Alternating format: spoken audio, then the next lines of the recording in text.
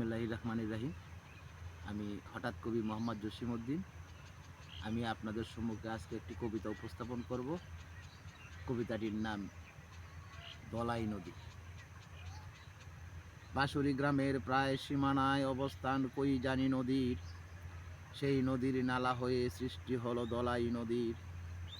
আমার মাতৃভূমি গ্রাম মাকনা, আগে পিছে দলাই নদীর বের। আঁকা বাঁকা সেই দলাই নদী দেখতে অতি সুন্দর। অনেক গ্রাম গেছেই চলেছে নদী, শেষ হলো গ্রাম ফতেপুর। দলাই নদী বয়ে গেল মগরা নদীর উপর। কোথায় চর কোথায় কারাপার, বর্ষার কিছু স্রোত হয়, করস্রোতা নেই তার ভিতর। দলাই নদীর সৌন্দর্য দেখলে ফিরে না নজর। বিলুপ্তির পথে দলাই নদী কাদায় ভরে গেল ভিতর।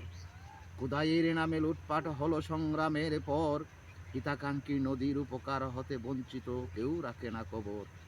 লাইকেলার কাদায় ডুবে যেতাম কুপিয়ার ভিতর।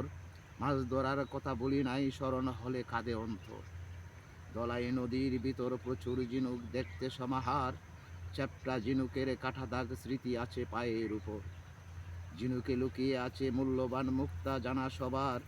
প্রিয়শ্রী বাজারে যাইতে মাকনা গ্রামের মানুষকে আহত পার। ঘটনার প্রেক্ষিতে মাকনা গ্রামে হলো বাজার দলাই নদীর পার।